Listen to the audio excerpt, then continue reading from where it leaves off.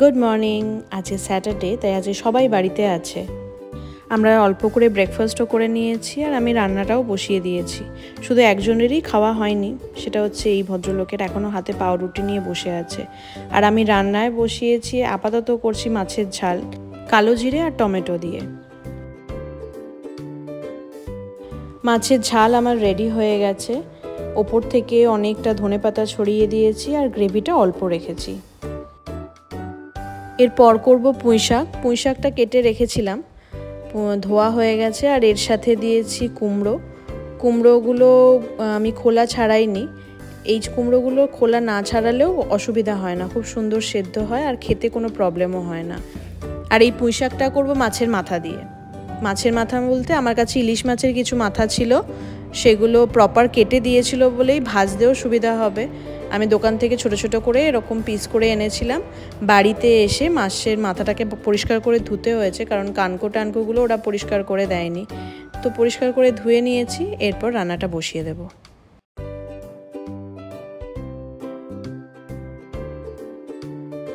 Normally আমি আগে মাছের মাথাগুলো ভেজে নিয়ে তারপরে শাকটা রান্না করি, কিন্তু আমি দুদিন আগে একজনকে রান্না করতে দেখেছিলাম এইভাবে, যে 5 ফোড়ন দিয়ে তারপর পেঁয়াজ দিয়ে তারপর মাছের মাথাটা দিতে।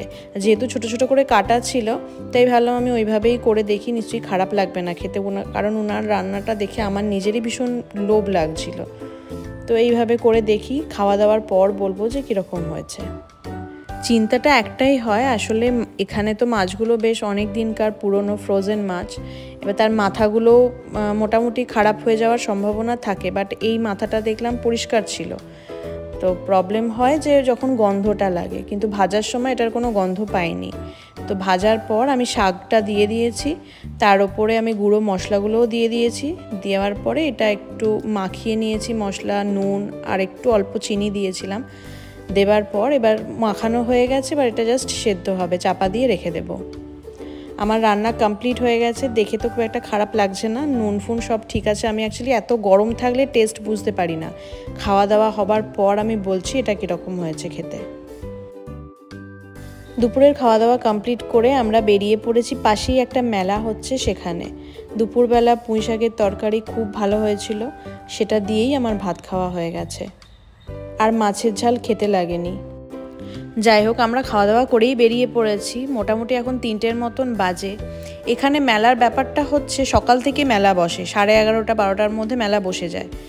তো এখন মোটামুটি ভিড়ই হবে, বাট প্রবলেমটা হচ্ছে কোথায় গাড়ি রাখবো, কারণ এখানে মানুষের তুলনায় গাড়ির সংখ্যা বেশি। তো গাড়ির পার্কিং করাটা একটু প্রবলেম হয়ে যায়। মোটামুটি আমরা মেলার আশেপাশে চলে এসেছি। এখানে যতগুলো পেড পার্কিং ছিল সবগুলোই ফুল। রাস্তার ওপরে আজকে কোনো রকমেই গাড়ি রাখা যাবে না। তো আমরা এই চত্বরটা 2-3 বার ঘুরছি যে কোনো জায়গায় যদি গাড়ি রাখা যায়।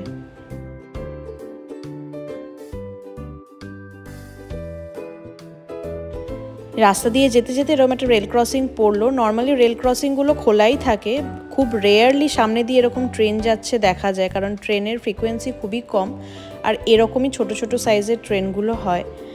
তাই সেজন্য খুব একটা ট্রেনটা অ্যাভেলও করা যায় না।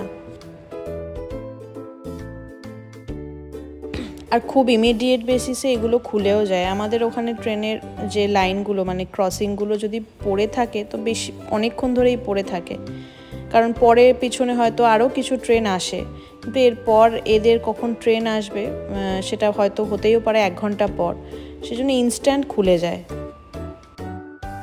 আমরা এরকম কিছু নেবারহুডের মধ্যেই ঘোরাফেরা করছি। তো ঘুরতে ঘুরতে একটা চার্চের মধ্যে ঢুকেছিলাম, সেইখানেই পার্কিং পেয়েছি। এটাও একটা পেড পার্কিং। কিছু স্টুডেন্ট ফান্ড রেজের জন্য $10 করে এখানে পার্কিংয়ের জন্য নিচ্ছে আর গাড়িগুলোকে রাখতে দিচ্ছে। গাড়িটা যেখানে পার্কিংটা পেয়েছি, মেলাটা সেখান থেকে 2 মিনিটের হাঁটা। যেখানে পার্ক করলাম তারা $10 নিল, সাথে 2 বোতল জল দিয়েছে, একদম চিল ঠান্ডা জল এই গরমের মধ্যে, খুব শান্তি। আমি তো টুপি পরে নিয়েছি, বাট ছেলে টুপি পরতে চায় না, ওর ছেলের বাবাও টুপি পরতে চায় না। আমার যেহেতু মাইগ্রেন আছে তাই জন্য আমাকে এক্সট্রা প্রোটেকশন নিতেই হয়, তা না হলে সারা রাত আর ঘুমোতে পারবো না মাথার যন্ত্রণায়। তো $9 করে মেলার জন্য এন্ট্রি ফি নিল। ছেলের কোনো টিকিট লাগেনি, 6 বছরের নিচের বাচ্চাদের কোনো টিকিট লাগবে না, শুধু বড়দের জন্য $9 করে এন্ট্রি ফি। এরপর এখান থেকে স্টার্ট হচ্ছে মেলাটা। মেলায় আমাদের ওখানের মতোই রাস্তার মধ্যিখানে কিছু স্টল বসেছে, আর যাদের পার্মানেন্ট দোকানও আছে তারা দোকানের বাইরে কিছু জিনিস রেখেছে। এখানে একটা স্পিন হুইল আছে, এখানে বাচ্চাদের কিছু গিফটস তো আছেই, সাথে আইসক্রিম আছে, চকলেটস আছে, বাট বড়রা এখানে দাঁড়িয়েছে ফ্রি বিয়ারের জন্য। আর যারা স্পিন হুইলটা খেলতে চায় না তারা যদি 30 সেকেন্ড ডান্স করে তাহলেও তাদেরকে ফ্রি বিয়ার দেওয়া হচ্ছে। তার জন্য এখানে এত লম্বা লাইন। আমরাও লাইনে দাঁড়িয়েছি কারণ আমার ছেলে ওটা ঘোরাতে চায়। সাথে আর একটা জিনিস দেখাই, এখানে প্রত্যেকটা বাচ্চাকে যখন টিকিট কাটা হচ্ছে, বাবা মা যখন টিকিট কাটছে, প্রতিটা বাচ্চার জামাতে এই লস্টের স্টিকারটা লাগিয়ে দিচ্ছে। যখনই যদি কোনো বাচ্চা হারিয়ে যায় বা বাবা মাকে খুঁজে না পায়, তাকে যেন কেউ একজন ওই লস্ট অ্যান্ড ফাউন্ডের হেডকোয়ার্টার যেখানটায় করেছে ওরা, সেখানটায় দিয়ে আসে। যাই হোক, আমার ছেলের টার্ন এসেছে। ওর মেন চাই হচ্ছে 10 নম্বরে যেটা আছে কিডস সারপ্রাইজ ব্যাগ। তো ওর সারপ্রাইজ পেতে ভীষণ ভালো লাগে, তো ওটার জন্যই ও ট্রাই করছে।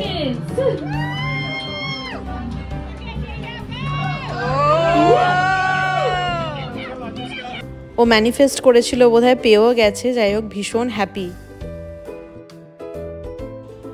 আজকে টেম্পারেচার প্রচণ্ড হাই, বেশ গরম। আর এই গরমের মধ্যে কাঠফাটা রোদ্দুরে দুপুরবেলা এরকমভাবে ঘুরছি আমরা। তো অনেকক্ষণ হয়ে গেছে, জলগুলো তো খাচ্ছি কিন্তু জল খেয়ে ঠিক মন ভরছে না। তো দেখি আইসক্রিম খাবে বলছে এরা, বাট আমার আইসক্রিম খেতে ইচ্ছা করছে না, আমি কিছু একটা জুস খাবো। এখানেও আমাদের ওখানের মেলার মতন হার কানের বিভিন্ন জুয়েলারি বিক্রি হচ্ছে।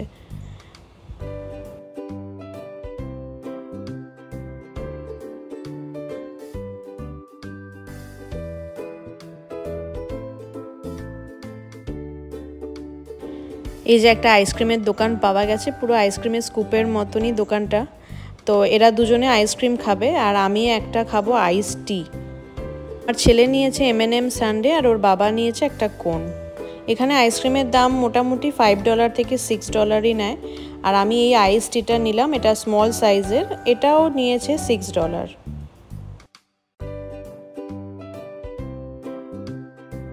হাঁটতে হাঁটতে দেখতে পেলাম এখানে একটা কনসার্ট হচ্ছে, আর সামনেই শেড করা আছে। প্রত্যেকে নিজের খাবার দাবার ড্রিঙ্কসগুলো নিয়ে টেবিলে বসে খাচ্ছে।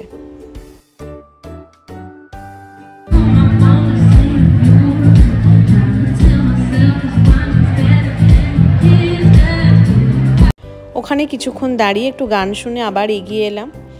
টেক্সাসের এই ডালাস জায়গাটা কাউবয় কালচারটা খুব বেশি, তাই এরকম কাউবয় হ্যাট বা এই ধরনের জুতোগুলো এখানে খুব দেখতে পাওয়া যায়।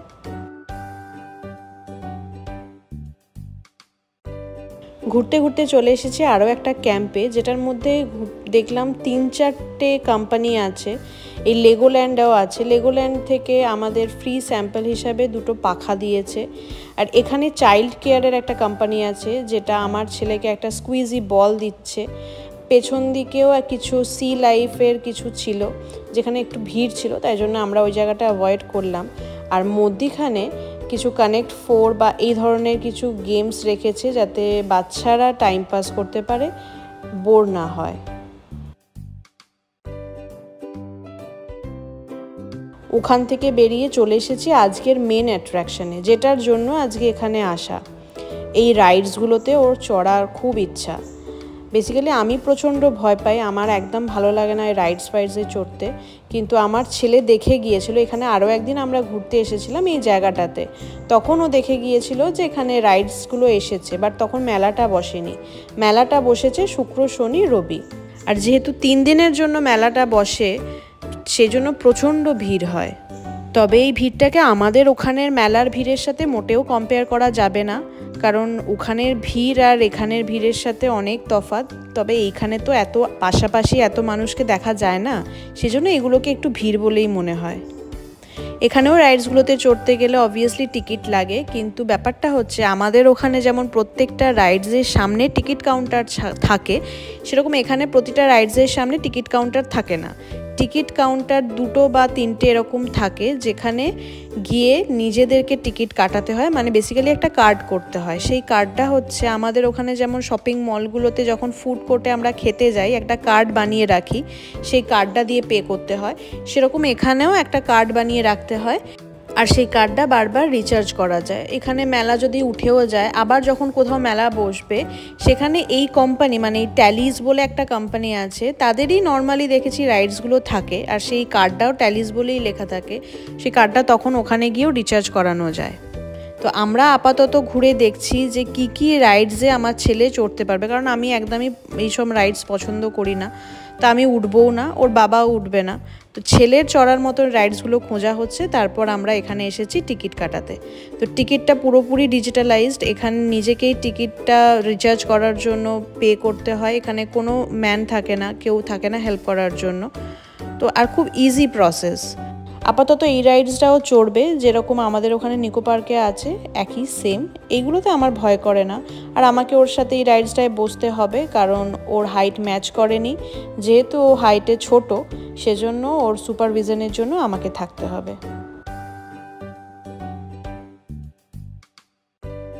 ওই রাইডসটা হয়ে যাবার পর এবার এসেছে এইটাতে।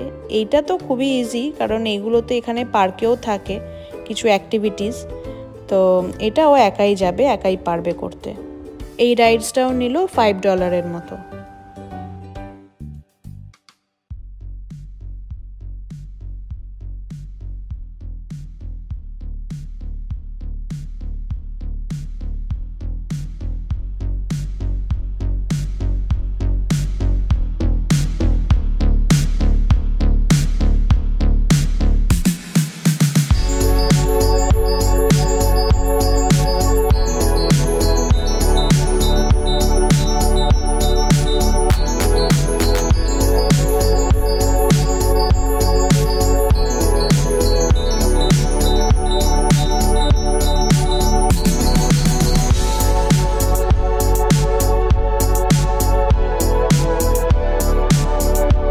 খুব মজা পেয়েছে এই রাইডসটায় উঠে। এই ধরনের অ্যাক্টিভিটিস করতে ওর খুব ভালোও লাগে।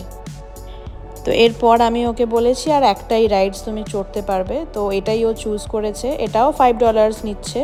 তো এটার পর আর কিছু না, প্রচণ্ড গরম লাগছে আর ভালো লাগছে না রোদ্দুরের মধ্যে ঘুরতে। এটা হয়ে গেলে আমরা এবার বাড়ি যাব।